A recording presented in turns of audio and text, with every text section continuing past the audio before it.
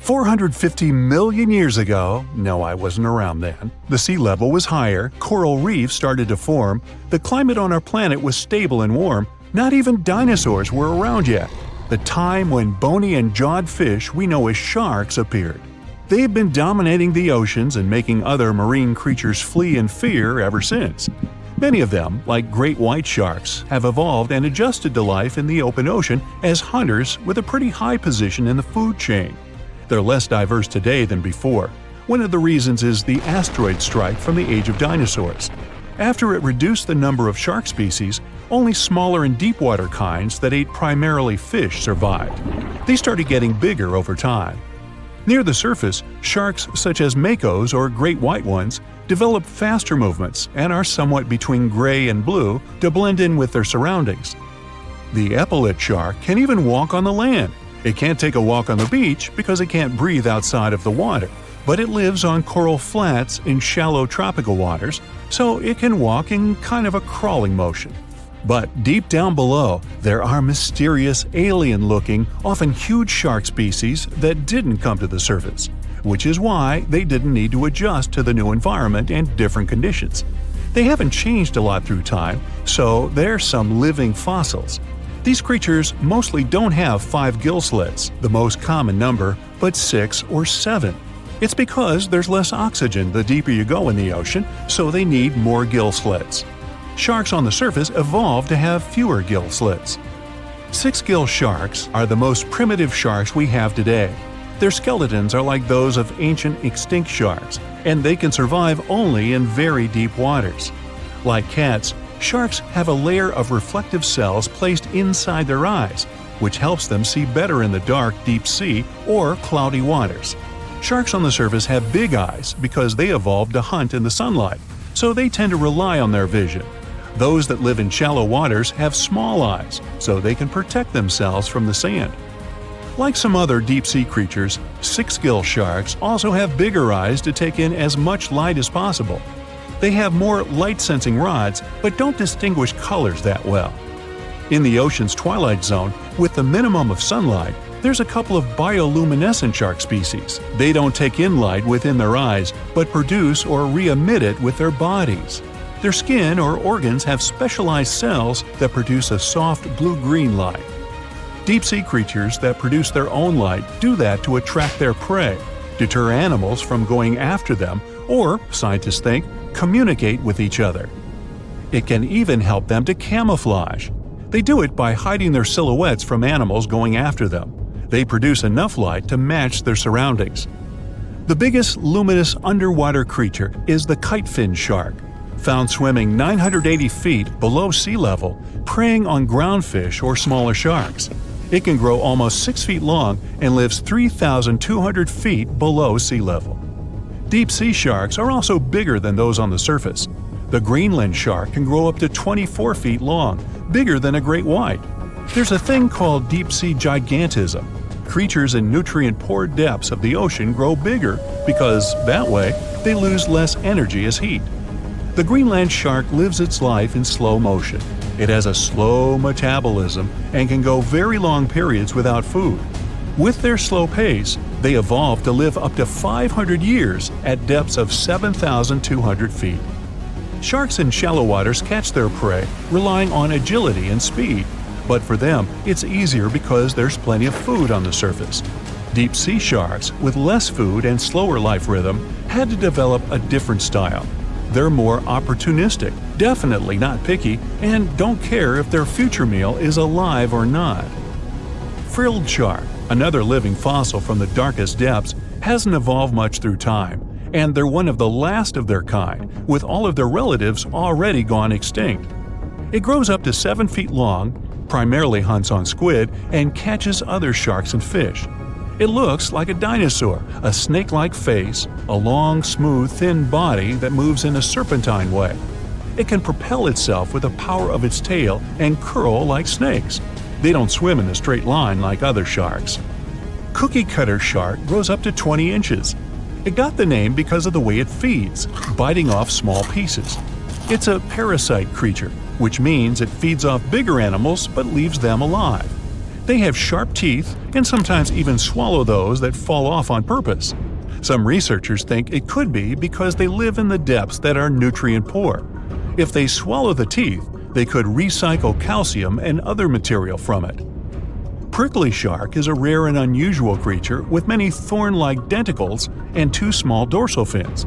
It lives mostly in the depths of the Pacific region up to 1,900 feet. Ghost sharks are not even real sharks, but fish closely related to them and rays. They have big pectoral and pelvic fins, 2 dorsal fins, pretty big eyes, and unlike their cousins, have a single external gill opening. Ghost sharks have slender tails and can grow up to 80 inches, silver to blackish color. They sometimes live in rivers and coastal waters, but also in the depths of the ocean of 8,200 feet or even deeper. They are pretty weak swimmers, so they tend to feed on invertebrates and small fish. Goblin sharks. Swimming through the deep sea, this creepy shark with a flabby body suddenly sees a small, innocent squid. It goes toward it, but the potential snack notices it and quickly starts moving to dart away. It seems like the plan could work at first, but then the shark suddenly thrusts the jaw of its mouth and catches the poor little squid in a second. After the meal is finished, the animal simply fits the jaw back into the mouth and goes away as if nothing happened. This is possible because it has a jaw connected to 3-inch-long flaps of skin, which is why it can unfold from the snout. It can grow up to 12 feet long with a weight of 460 pounds. Scientists think goblin sharks are mostly active in the morning and evening. The shark has a long, prominent snout and specific sensing organs on it. It uses them to sense electrical fields in the dark oceanic depths. Seven-gill shark is a big cow shark, brown to silver-gray on top, white underneath, black and white spots, with a thick body, a small dorsal fin, and a wide, blunt snout. It can grow up to 10 feet long, mostly lives in the depth of 1,870 feet, but you can also find it in deep channels and bays. It can be aggressive toward humans if provoked, so don't. Like most deep-sea creatures, it's an opportunistic hunter that's not quite picky but likes to go after dolphins, seals, porpoises, and other marine animals. Megamouth sharks mostly live in the depths of 15,000 feet and spend most of their time in the dark, like me. Scientists discovered it in 1976 because it went near the surface at night to feed on zooplankton. That's the only time these sharks go there. During the day, they return to their quiet, dark, and mysterious depths. They are filter feeders, which means they keep their mouths wide open while swimming, so they filter the planktons they like to eat. There are organs that produce light inside of their mouths, which attracts potential prey, such as pelagic crustaceans. These sharks live in the deep parts of the ocean, but you can rarely find them below almost 2 miles. Scientists think some other, stronger bony fishes outcompeted them. Deep parts of oceans became oxygenated around 70 million years ago, and sharks have been around way longer. But bony fishes adjusted and adapted efficient ways to use oxygen, while sharks were slow with adaptations, so they lost. Also, oceanic depths are way colder, which is challenging for fish and the rest of cold-blooded animals because the speed of their metabolism widely depends upon the external temperature. Wow, look at this cute little cookie cutter. At first glance, it looks like an oversized anchovy, but in reality, it's an undersized shark. This shark never grows bigger than 18 to 20 inches, but it doesn't make it less dangerous than its peers. They got their sweet cookie name because they have a unique feeding strategy. They bite off small chunks from much larger animals and get away with it. These little guys live deep down in the water column, making them quite mysterious and hard to study. We don't know exactly where they hang out, but they've been spotted all over the world, especially in tropical and temperate areas. The cookie cutter shark is a total parasite. It feeds off larger animals while keeping them alive. It uses its sharp upper teeth to latch onto the skin of bigger sharks, fish, or even marine mammals. Then, with its strong lower teeth, it scoops out a mouth-sized chunk of flesh or blubber. Ow! So watch out, because even big predators like bluefin tuna, great white sharks, and spinner dolphins can end up with scars from these little sharks. Now, there's one crazy story about a cookie-cutter shark biting a person. Picture this: a long-distance athlete swimming between islands in Hawaii at night, surrounded by boats with bright lights attracting prey. Yep, that swimmer got a nasty bite on the calf, leaving a gnarly scar, but luckily no permanent damage. Lesson learned: don't mess with cookie-cutter sharks during their feeding frenzy.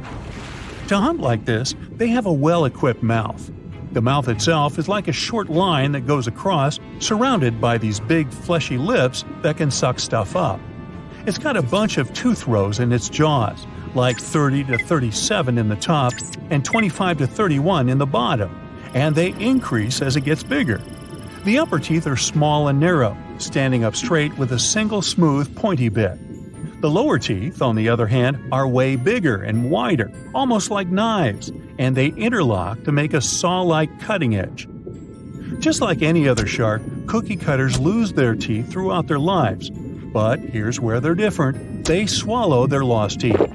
Some scientists think they do this because they live in nutrient-poor deep waters and want to recycle important tooth-building materials, like calcium. That's a brand new approach to diet supplements, huh? Since they feed closer to the surface at night and deeper during the day, they're almost always in the dark. So, this sneaky little shark has these special light-producing organs called photophores that are strategically placed on its belly. These photophores help it blend in with the light coming from above, kind of like camouflage. It's a classic move in the bioluminescent world. The cookie-cutter shark also has this cool, non-glowing collar around its throat. Some scientists think this collar acts like a fancy lure, making it look like a tasty little fish from below. Imagine how irresistible that would be to a whole gang of hungry sharks. It's like a dinner invitation they can't refuse. The megalodon shark roamed the oceans, scaring and chewing everything to pieces long after the dinosaurs were wiped out by the great meteorite.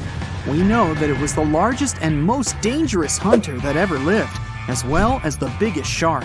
It was the king of all seas, swimming freely between most parts of the ocean. But then, about 2.5 million years ago, the last of its kind disappeared from Earth forever, leaving only huge teeth to be found by modern archaeologists. And it could be because of the great white sharks. The megalodon is usually described as a sort of gigantic version of this marine animal. This is a common misconception people make because these creatures were thought to be related. In fact, the meg looked more like a modern bull shark. It had a short snout, a flat lower jaw, and long and massive pectoral fins that supported its weight. And what's more important, the ancestors of today's great whites existed at the same time as the megalodon. But with great size comes great clumsiness. Although the meg was huge and powerful, it was also not as nimble as the smaller and quicker great white sharks. Researchers believe that great whites actually rivaled with the megalodon for food and were often more successful hunters thanks to their agility. They couldn't fight the meg openly, but were fast enough to steal its food. So, the only food left for the megalodon were whales and equally big marine animals. Adult megs could easily catch such beasts, but their offspring were much smaller and more vulnerable than their parents. Scientists believe other sharks could have used this to their advantage. While the megalodon was still little, it often became a meal for great whites, bull, and tiger sharks. Even then, a great white shark could be almost 20 feet long, while a megalodon pup was typically twice as small. A pretty easy meal for a great white. But even if there had been no open confrontation between young megalodons and smaller adult sharks, meg pups wouldn't have been able to find food for themselves to grow to adulthood. The population of other sharks was growing, and they were rivaling with each other and the megs for food. The more great whites and other sharks there were, the less food remained for the young monster sharks. Eventually, they would have simply starved. As if this wasn't enough for the megalodon to cease to exist, their favorite big munch, the whales, began to adapt to changing conditions on Earth. The meg was a warmth-loving shark, and it was abundant in tropical and subtropical waters. When they first evolved, about 20 million years ago, The climate on the planet was much milder. Both land and seas were generally warmer, and so the Meg could swim and eat wherever it pleased. As years went by, the climate went on changing though. It became extremely cold closer to the poles, and lots of marine animals and fish had to adapt to this temperature shift. But the megalodon didn't cope as well. It still loved warm waters, so it stayed where it felt comfortable, even if that area was shrinking. What it didn't realize was that whales were among those who became okay with the cold. The big marine mammals went further north, and Meg was left without a supper. Some sharks have an eerie ability to spit out their stomach and then pull it back into place. Well, that would be handy. Most sharks eat huge amounts of food, but the problem is they can't digest everything they've gulped down. So they need a way to get rid of such stuff as sea turtle shells and beaks, bird feathers and bones, lobster claws and whatnot. And then these amazing creatures willingly barf up their whole stomach, along with all the contents. After the shark is done, it pulls its main digestive organ back in, and the entire process usually takes no more than a second. Some shark species, like great whites or mako, have a special eye-warming system. Their retina heats up their eyes and brain. This not only helps them detect movement better, but also improves resolution. As for the mako shark, this species often travels vertically across different temperatures. Unlike most people with only one movable jaw, sharks can freely move both their lower and upper jaws. This allows them to get a better grip on their meal and chew it up faster and more thoroughly. That's comforting. Sharks give birth to a large number of little ones at once. It depends on the species, of course, but let's say the blue shark is famous for producing more than 130 pups at a time. Great white sharks have a more powerful bite than most jungle cats. A 20-foot-long underwater hunter can produce a force of more than 4,000 pounds per square inch. And that's a bite 4 times stronger than that of a lion or tiger. People, with their measly 150 to 200 psi bites, aren't in the running whatsoever. Swell sharks defend themselves by swallowing huge amounts of water. Then the shark's body becomes twice its normal size, and this scares potential danger away. Sharks can grow more than 50,000 teeth during their lifetime, but not all of their teeth are the same. The strongest and most massive ones are at the front, and those closer to the back are smaller and not so powerful. But if the front teeth are damaged, these weaker ones can replace them. It's possible because sharks' teeth aren't as deeply rooted as humans and can move. Shark skin has the same feel as sandpaper. It's made of teeny, teeth-like scales. They point towards the animal's tail. This helps to reduce the friction that occurs when sharks move through the water. Whale sharks have extremely thick skin. In some places on their body, it can be 6 inches thick. It's one of the toughest in the animal world. Scientists have to make loads of effort if they want to get this creature's blood sample. Sharks have an incredible sense of smell, but besides that, they use one more sense to detect other animals.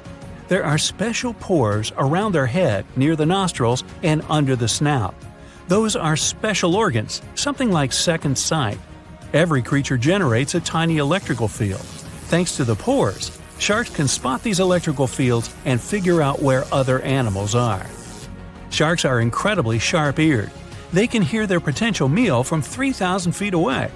They can also catch low-frequency sounds, like the ones produced by a fish's contracting muscle tissue.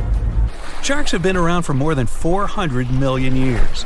It means they've lived through 4 out of 5 mass extinctions. This makes them way older than Mount Everest, humans, dinosaurs, and even trees. These creatures go back to the period when coral reefs were just beginning to form. Some shark species can jump out of the water, like the great white shark or the basking shark. They're known to leap from more than 8 feet up into the air. Thanks to this maneuver, they can catch such animals as seals or seabirds.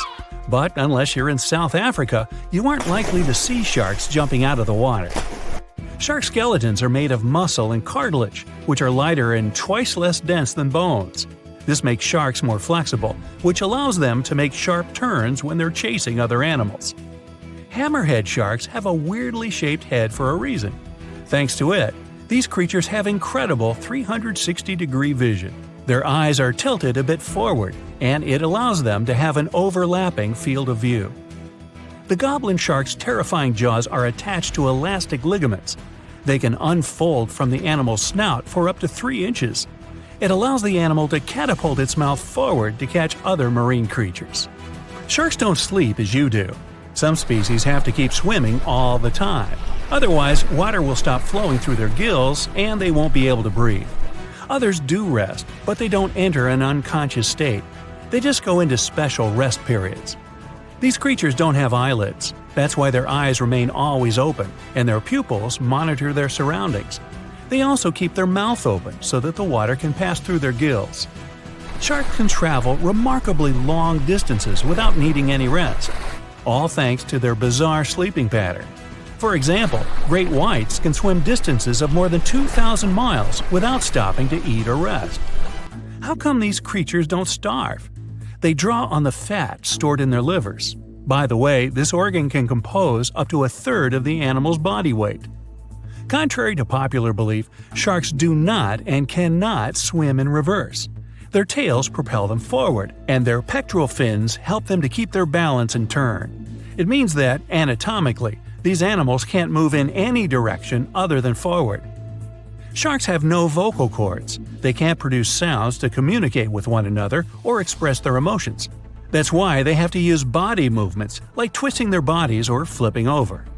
Sharks live in all of the world's oceans, but several species also inhabit freshwater rivers and lakes. For instance, bull sharks have been found in tropical rivers. They're also known to be able to swim between fresh and salt water. The smallest shark out there is the dwarf lantern shark. This unique creature doesn't grow longer than 8 inches, but the shark makes up for its tiny size in other ways. For example, some of its organs emit light, and since the creature lives in the shallow waters, this helps to camouflage it in the rays of sunlight. Blue sharks eat a lot, often more than they need. Some of this food can remain undigested for weeks till it's needed for energy. Sharks have something that looks similar to a tongue, but this organ is called the basial. It's the front section of the cartilage that goes from the shark's chest to its mouth. It doesn't move and is pretty much useless. The so-called tongue doesn't take part in the process of feeding. It isn't covered in taste buds. Its only real use might be that it supports some of the bones connecting the shark's gills. There are hundreds of shark species in the world, more precisely around 500. Some of them are pretty bizarre. Just look at the goblin, basking, or cookie-cutter shark. All these sharks vary in size, from several inches to dozens of feet long. They also live in absolutely different environments. Tiger sharks eat whatever they can get their jaws around. Some of the weirdest things they've munched on are video cameras, bags of money, license plates from almost any U.S. state, dog leashes, you name it. Each whale shark has a unique pattern on its skin. These spots and stripes can be used to identify individual sharks, just like fingerprints are used to identify people. The blunt-nosed six-gill shark can dive to a depth as great as 5 Empire State Buildings. Baby sharks are called pups. When they get born or hatch, they are already fully nourished. And if they choose to swim away from their mama shark, they don't need to hunt for food for at least several weeks. Uh-oh, did somebody say baby shark? The hammerhead has an incredible 360-degree vision that's called binocular. This creature's eyes are tilted forward and their field of vision overlaps.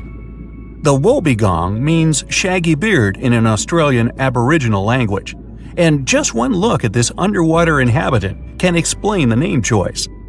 The viper dogfish knows how to create its own light in the deep ocean pitch-dark waters. The animal has needle-like teeth and extendable jaws. This allows it to feed on prey half its size. Now, at first sight, all these creatures have nothing in common whatsoever, but in reality, all of them are sharks. There are more than 500 shark species in the world, and lots of them don't look as if they're related. The most fearsome predators in the ocean, sharks have been around for more than 400 million years. They have adapted to all kinds of tough conditions. Now, some of them can live in freshwater, rivers, and lakes. These creatures vary in size, from as small as a human hand to 40-foot-long whale sharks. Now, most people would probably feel more comfortable without sharks lurking in the ocean depths. but few of them know that the disappearance of sharks would turn into a disaster for our planet. Imagine waking up in the world without these apex predators. If you're a surfer, you wouldn't have to scan the water for a shark's infamous triangular fin. If you're a regular beachgoer, you wouldn't have to be on your toes all the time, ready to sprint toward the shore once you hear a lifeguard's whistle. Movie makers would be confused. They'd have to set off in search of a new villain. But the truth is, sharks aren't as bad as they're pictured. Not all of them are large torpedo-shaped creatures with sharp teeth. For example, the basking shark has small teeth, and it doesn't even use them for feeding. The horned shark's teeth are molar-like and help the animal to crush its hard-shelled prey. And how can a tiny 8-inch-long deep-water dogfish harm you? Unlike what lots of people think, humans aren't sharks' favorite meal. Usually we just get mistaken for similar-sized dolphins and seals. Most shark species prefer fish, squid, and clams. Hey, come to think of it, so do I. Calamari. Some are filter feeders. It means they get food by filtering seawater through their gills or mouth. Anyway, back to the world without sharks. Big shark species are at the top of the ocean food chain. They hunt smaller fish, for example tuna. Those in turn eat even smaller sea inhabitants, mostly bottom-feeding species that live off algae. If sharks disappeared, it would totally mess up the entire food chain. Without sharks to control the fish population, the smallest algae eaters would soon be swallowed up by predators. No bottom feeders, and algae would grow wild. Along with bacteria, they would move to coral reefs. Corals wouldn't be able to photosynthesize. Sunlight they use to get nutrients from the water and carbon dioxide wouldn't reach them. Reefs would fade away, leaving behind skeletons that would later turn into limestone. It would lead to many marine species going extinct. Algae would also clog up fish gills and pollute water and seafood. Shark remains are an important food source for lots of marine inhabitants, for example, orcas, other sharks, and even octopuses. Without these remains, these species would be at risk of starvation. Or let's say tiger sharks. They live in seagrass meadows and prevent turtles from overgrazing the area. If sharks weren't on the lookout, all this underwater vegetation would be gone in no time. And that would create a huge problem. Scientists claim that 50 to 80% of Earth's oxygen is produced in the ocean by plankton. That's algae, drifting plants, and some kinds of bacteria. Normally, sharks feed on fish that gobble down ocean-generating plankton. No sharks, and there might be a serious shortage of oxygen in the world. Little fish would thrive, but only at first. If there were no sharks, injured and sick fish, their most common prey, would unbalance the schools they live in. This would cause nothing but chaos. Plus, fish left without control would eat everything they see – little shrimps, plankton, and other microorganisms. Soon, all of this would be gone, and fish would eventually starve. It would affect not only the world's ecosystem, but also the economy, like it happened once in North Carolina. Great white sharks were overfished there, and it allowed the ray population to grow. It resulted in hundreds of hungry rays eating all the bay scallops. The local fishery had to close. When there were no more scallops, rays moved on to other shelled sea creatures. The disappearance of sharks would also harm ecotourism. For example, in the Bahamas, just one reef shark brings about $250,000 over its lifetime. Divers pay this money to see the creature in its natural environment. One living whale shark brings Belize $2 million during its lifetime. Besides, if there were no sharks, we would never know how amazing these creatures are. See for yourself. Sharks don't have bones. Their skeletons are made of cartilage, just like some parts of your ears and your nose tip. Cartilage is way lighter than real bones. Plus, sharks' liver are filled with oils. That's what helps them to be so buoyant. From afar, sharks' skin may seem to be as smooth as that of dolphins, but in reality, it resembles sandpaper. It's made up of teeny teeth-like scales. They point toward the tail and reduce water friction when sharks swim. Even though sharks don't have bones, their bodies can fossilize. As these predators age, they store calcium in their skeletons to make them stronger. That's why million-year-old shark jaws feel as heavy and solid as bones. Sharks have small black spots near their eyes, nose, and mouth. They allow these animals to sense electromagnetic fields and temperature changes in the ocean. Most shark species have an amazing night vision. Even cooler, they can see colors. They have special reflective tissue at the back of their eyes, which helps them see perfectly with little light. Now, you might be able to tell a shark's age by counting the rings on its vertebrae. Each vertebra has pairs of semi-transparent and non-transparent bands. If a vertebra has 10 band pairs, the shark is 10 years old. Such a count is not always correct, but still. The great white shark's bite is no joke. A 21-foot-long creature can produce a force of more than 4,000 pounds per 1 square inch. It means the fish's jaws are 4 times more powerful than those of a lion or tiger. And you, with your bite force of 150 to 200 pounds per square inch, aren't even in the running. Sharks can heat their eyes thanks to a special retina. It helps them to have a better resolution of everything they see around and detect their prey. Some bottom-dwelling shark species, for example nurse or angel sharks, have a special opening behind their eyes. It supplies oxygen directly to their brain and eyes. Sharks use this organ when they're resting at the seafloor or eating. But most shark species have to swim all the time to pump water over their gills. Sharks live in all oceans on the planet, but several species feel great in freshwater. Bull sharks, for example, can be found in tropical rivers. They've adapted and can now live in both fresh and salt water. And river sharks, true to their name, swim in the rivers of New Guinea, Australia, and South Asia. The number of teeth may vary from species to species, but most sharks have more than 15 rows of them in each jaw. One line after another, they go from the largest and most functional up front to the smaller and less powerful in the back. A shark can have as many as 35,000 cavity-resistant teeth in a lifetime. Now, you, as a human, can shift only your lower jaw, but a shark can move both its upper and lower jaws. It allows the creature to have a better grip while hunting. Sharks not only smell things exceptionally well, their hearing is excellent too. They can spot their prey from 3,000 feet away because they hear low-frequency sounds. The predators will easily recognize the sounds made by a fish's contracting muscle tissue. Sharks are slow-growing species, and they don't breed often. It makes them extremely vulnerable. People had better protect these creatures rather than fear them. Oh, and finally, when you go to the casino poker tables, be wary of one more species, the card shark. If you're not careful, he'll take all your money. So, you're diving in the Atlantic Ocean, and suddenly you realize you haven't seen anyone else around for a while. You come up to the surface, and your boat's gone. No! In the distance, you can see an ocean buoy you can climb onto. You scramble to safety and look out at the open ocean around you. There's nothing but blue in every direction, except something large moving in the water grabs your attention. A dorsal fin breaks through the surface. It's all over! It's a great big shit. Wait a minute. It just rolled onto its side. Oh, it's not a shark at all. You just encountered the heaviest bonefish in the world, the sunfish.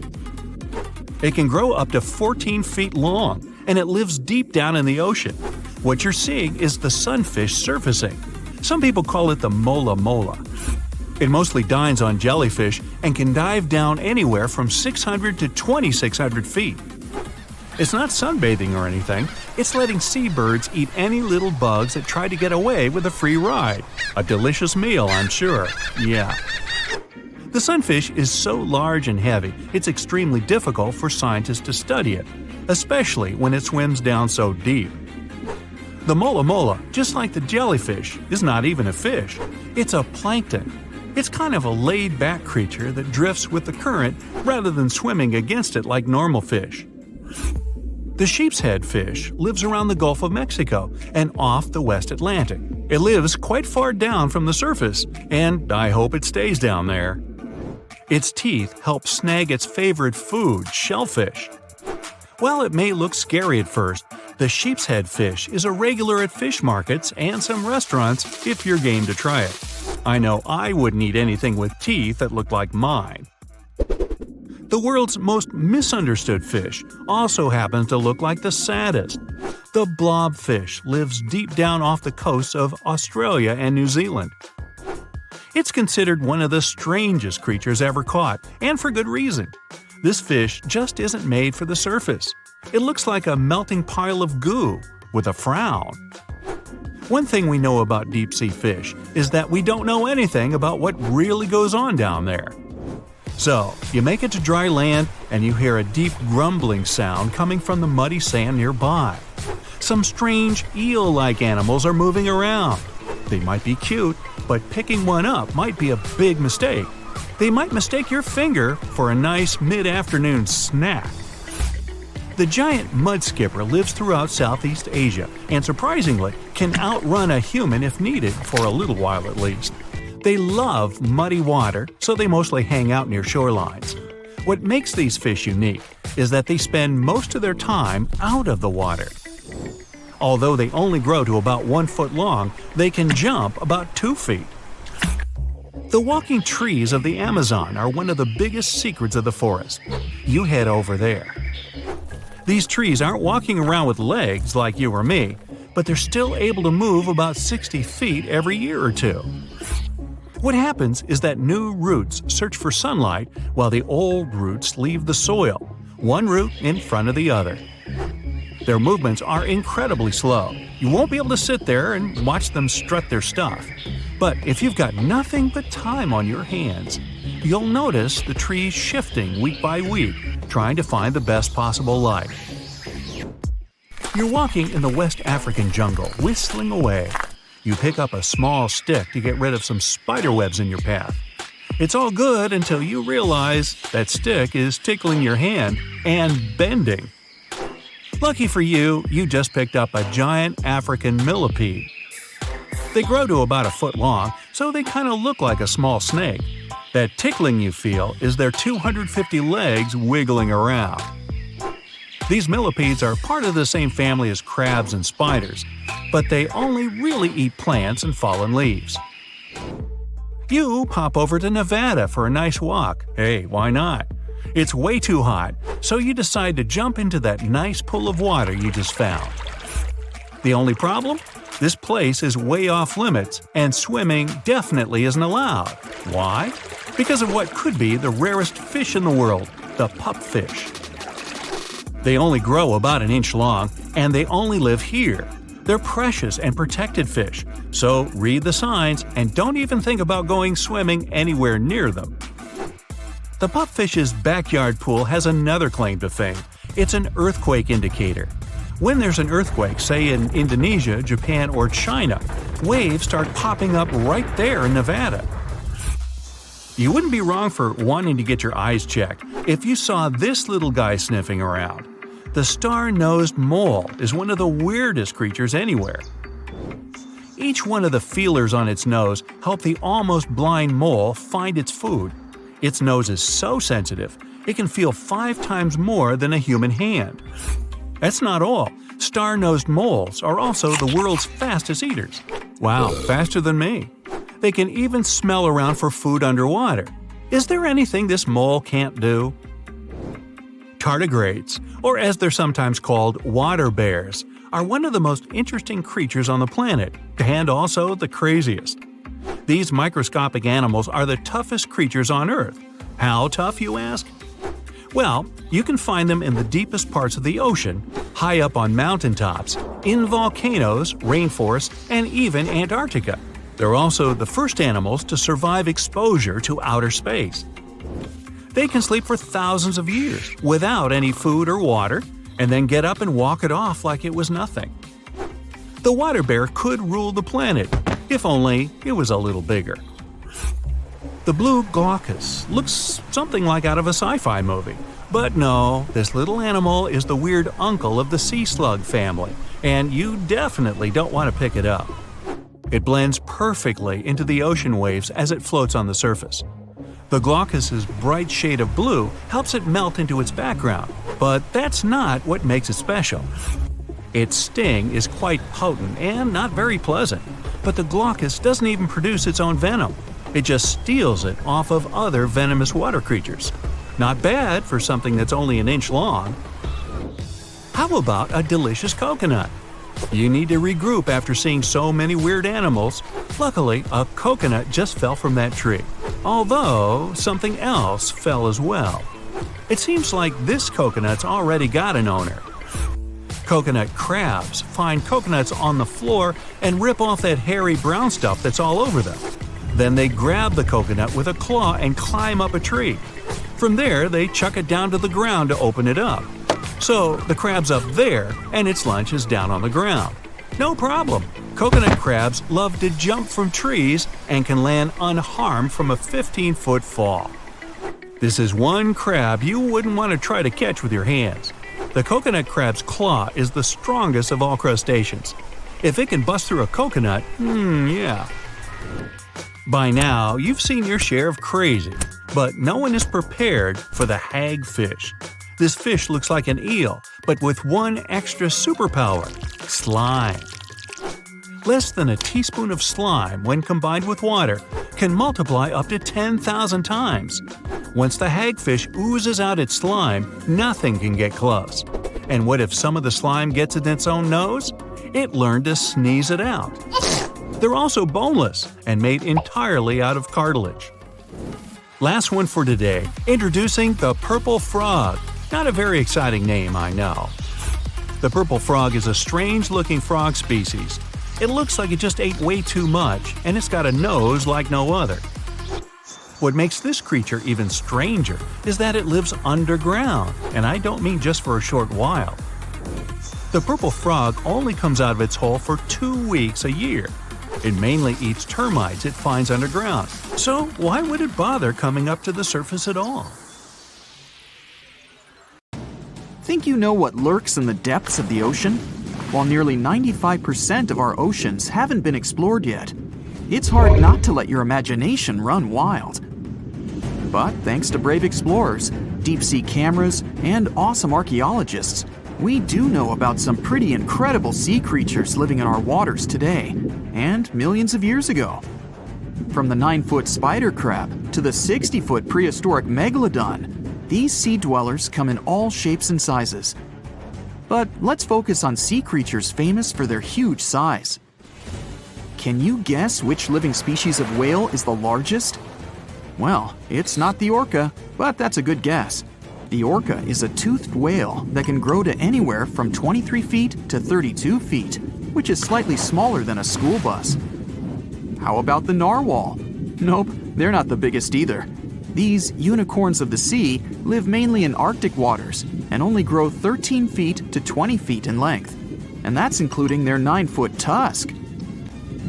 Tired of guessing? Okay, I give in. The largest whale that still exists today is the blue whale. At a jaw-dropping 82 feet to 105 feet, the blue whale is not only the biggest whale we know of, but is currently the largest animal to have ever lived on Earth. Seriously. These animals are bigger than a T-Rex, and even the prehistoric megalodon. If you were to put a blue whale next to a school bus, it would look like it could swallow it. Think about that. According to National Geographic, a blue whale's tongue can weigh the same as an elephant. And their hearts can weigh as much as a car. That doesn't even sound possible. It's no wonder these giants need to eat about 4 tons of krill every day. While there aren't too many animals living today that can compete with the blue whale's epic proportions, there is an entirely different species that is a good contender, and it's not quite what you would expect. It's a jellyfish. No, I'm not talking about the little jellyfish that wash up on the shore and ruin a perfectly good day at the beach. I'm referring to the lion's mane jellyfish, the biggest jellyfish around. This invertebrate can grow up to 120 feet long. They also come in different gorgeous colors like red, purple, or even shades of orange. As if their length wasn't impressive, the lion's mane jellyfish boast a whopping 8 sets of 70 to 150 tentacles. That means they can have up to 1,200 in total. And here's the giant oceanic manta ray. the largest type of ray in the world. Their wingspan can be longer than a bus. These guys can reach 30 feet in length. They also have the biggest brain compared to body size among all fish. Unlike their stingray cousins, mantas don't have venomous tails. And while the lion's mane jellyfish and the blue whale are yet to be beaten for the longest sea creature, there is one marine creature that can grow even larger in length. The Portuguese Physalia physalis, tentacles and all, can reach a length of 165 feet long, and that's according to mentalfloss.com. While this thing may look a lot like a jellyfish, it's actually known as a siphonophore, and there are hundreds and sometimes thousands of them that are genetically identical. Their long tentacles help the organism catch prey, and its sting is fatal to most animals, even humans in some cases. What's even creepier is that if one of the tentacles comes off the organism for whatever reason, it can float around the water for days before decomposing. Even if it's detached, this tentacle can still sting you. But don't go running out of the ocean just yet. Your chances of being hurt by a Portuguese Physalia physalis sting are pretty slim. However, if you do get stung, the side effects aren't pretty, with welts, stomach cramps, an elevated heart rate, and an upset stomach. While you don't want to go anywhere near these long creatures, they sure are pretty to look at. Check out all those colors. The Shastasaurus is the biggest marine reptile that has ever existed. These predators lived during the late Triassic period, about 210 million years ago. These amazing giants could reach lengths of up to 69 feet and weighed more than 75 tons. This made the Shastasaurus as heavy as a blue whale. And if you could stand this creature up vertically, it'd be as tall as a 7-story building. Despite appearances, the Shastasaurus was actually pretty slim for its size. Its ribcage was only 6 feet across. You'd think that this big guy was chowing down on other dinosaurs, but that's not the case at all. This reptile survived on a diet that consisted of small fish and cephalopods, like octopuses and squids. The Albertonectes is a bright representative of the plesiosaur family, meaning that this marine reptile had a small head on an incredibly long neck and large flipper-like limbs that helped it move through the water. These creatures occupied the seas around North America 76 to 70 million years ago. The length of this sea monster could reach 38 feet, with its neck taking up 23 feet of that length. Its neck was a true record breaker. It had a whopping 76 bones in it. No other animal known to humankind has had so many vertebrae in its neck. Scientists aren't sure why they needed such a lengthy neck. They might have used it to collect shellfish off the seabed, or perhaps it helped them capture their main prey, fish and squids. This aquatic reptile also had gastroliths in its stomachs. Some of them were as big as 5.5 inches in diameter. The Tylosaurus belonged to the mosasaur family. It dominated the shallow seas of North America about 85 to 80 million years ago. This was an enormous predator, with the biggest representatives reaching 45 feet in length. It had a narrow hydrodynamic body with a blunt, powerful head that the animal used to ram and stun its prey. Its body was equipped with agile flippers and a long tail decorated with a maneuverable fin. The Tylosaurus was a carnivore, and its diet included not only fish, turtles, and small sharks, but also other mosasaurs, plesiosaurs, and flightless birds. Meet Ophthalmosaurus. This prehistoric reptile thrived during the late Jurassic period and lived in oceans all over the world. Ophthalmosaurus weighed somewhere around 6,000 pounds and grew to approximately 16 feet long, according to newdinosaurs.com.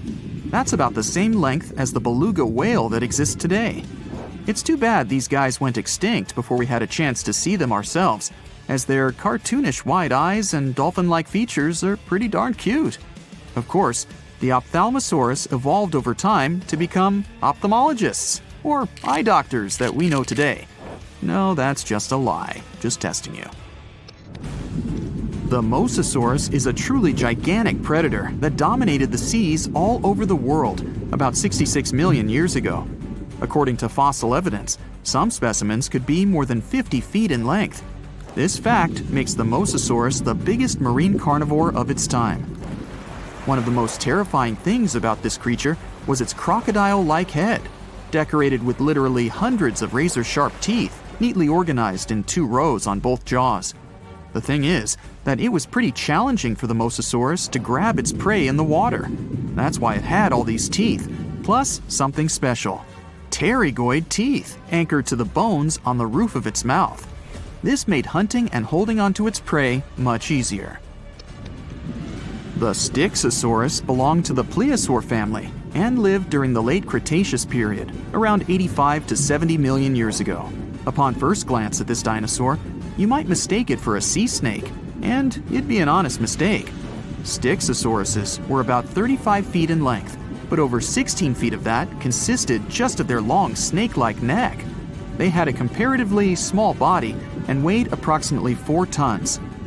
Their mouths were full of razor-sharp cone-shaped teeth that they used to catch fish. They didn't need to chew their prey, thanks to the 200 small stones called gastroliths in their bellies that probably aided in digestion. At the same time, some scientists believe that the Styxosaurus used these stones to sink to the ocean bottom in search of particular types of fish.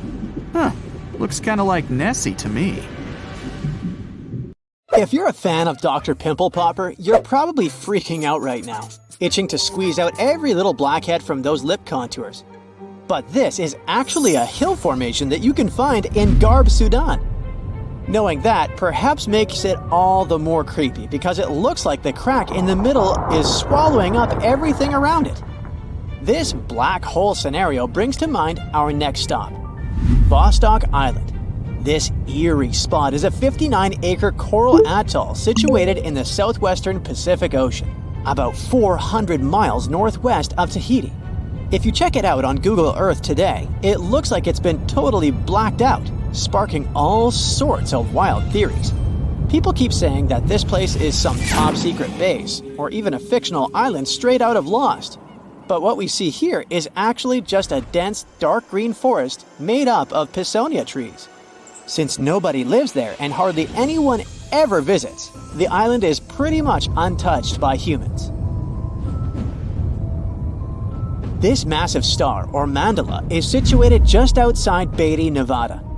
It has got the internet all puzzled, with people trying to figure out if it's evidence of some kind of extraterrestrial activity. To add to the mystery, this spot is right by the Tonopah Test Range, which is also known as the famous Area 52. Despite its creepiness, it's probably just one of the thousands of crop circles that gained fame after Google Earth came along. This spiral formation right here is also located in Nevada, and it definitely looks like another chilling crop circle. But things get even stranger if you use the street view option. As you zoom in closer and closer, you'll notice that it's made up of carefully arranged rocks. This labyrinth, so to speak, is part of an open-air museum situated in the ghost town of Rhyolite. And if that's not creepy enough, take a look around and you'll see dozens of eerie men in white cloaks. Despite their lifelike appearance, these silhouettes are actually statues from an installation created by a Belgian artist in the 80s. Even stranger than stumbling upon a large circle on the ground is finding a bunch of them. Our next location in Wyoming is filled with peculiar circle structures to the point where it's hard to count them all. During the 20th century, this U.S. state shifted from a farming economy to an industrial one, dominated by the extraction of oil, gas, and coal. So, these circles are likely remnants of a tank farm. I mean, places where oil storage tanks used to be located. If you want to avoid nightmares, I highly recommend not searching for the mausoleum of Emil Becker in Poland. If you happen to find it by using the Street View mode, prepare yourself to face an abandoned place with the most terrifying sculpture there is. Oh, the creeps. Keeping on the spooky side, let's head to an isolated corner of Kazakhstan, where you can find a pentagram etched into the Earth's surface. This formation is huge, measuring roughly 1,200 feet in diameter. Before you jump to conclusions about this formation being related to some kind of underworld deity worship, it's worth noting that the pentagram actually turns out to be the outline of a park designed in the shape of a star. The star shape is marked by roadways, which are now lined with trees, making the star shape even more distinct in aerial photos. You can spot this peculiar symbol from quite a distance. At first glance, it might even resemble an otherworldly alphabet, as if a highly intelligent civilization is trying to send us an alert message. But this mystery is already solved. We are in De Hoge Veluwe, a Dutch national park located in the province of Gelderland. And these lines are actually part of the park's logo. Search for these coordinates to find what looks like a land formation straight out of an extraterrestrial landscape, or perhaps a set from Avatar. This place, located in Inner Mongolia, China, is believed to be a granite mine. But it's a bit of a mystery why it has such a striking blue tone on Google Earth. If you check it out on Microsoft Bing Maps, for example, the same location appears in a much more natural tone. In the Australian outback lies a massive geoglyph known as the Maori Man. Discovered in the late 90s, it appears to represent an indigenous Australian man hunting with a boomerang or stick. The figure stretches for more than 2 miles in length and about 1.6 miles wide. It has deep furrows carved into the ground, which adds to the complexity of its formation and origin. Despite efforts to uncover its purpose, its origin is still a mystery. This is Desert Breath, located in the Sahara. Like many things you have seen in this video, this formation also sparks speculation about it being created by extraterrestrial beings. But a quick Google search clears up that mystery. It turns out this is an art installation created by a group of 3 Greek artists back in 1997. They went all out, moving around a whopping 280,000 square feet of sand and even creating a large pool in the middle of it. Egypt still holds many mysteries, and you can explore them yourself with Google Earth. That's how some people stumbled upon this striking triangular-shaped plateau and immediately jumped to the conclusion that they discovered a hidden pyramid. However, experts quickly dashed their hopes. They believe there's no plausible explanation for a pyramid to exist in this area, located 8 miles west of the Nile Valley edge in Upper Egypt. This discovery is likely nothing more than a hill that has suffered the effects of erosion, combined with a heavy dose of wishful thinking. In some cases, nature itself is responsible for creating frightening sculptures, like the Badlands Guardian in Alberta, Canada. If you look at it from above, you'll notice not 1, but 2 human heads emerging from the landscape. These gigantic beings were sculpted by rainwater erosion on layers of clay-rich soil. Ironically, additional human-made structures give the impression that this one is wearing wired headphones.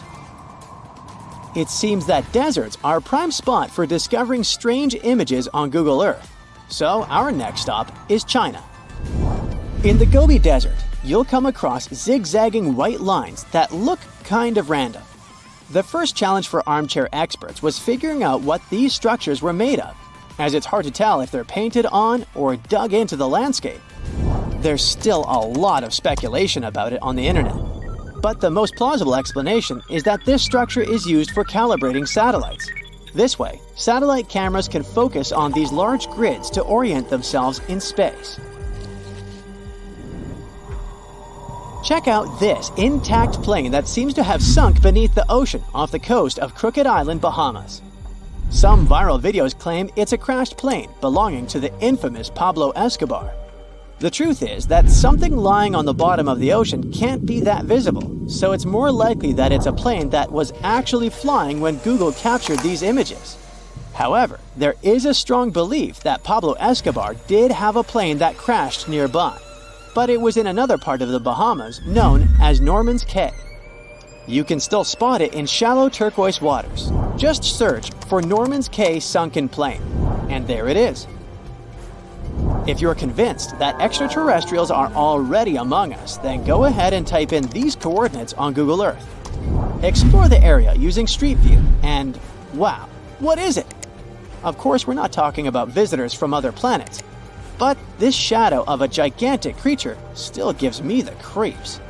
Turns out, it's just a person lugging around one of those 360-degree street view cameras tucked away in a trekker backpack. So hey, if you take a good look around Google Earth, you might stumble upon more of these elongated necked beings walking around the globe.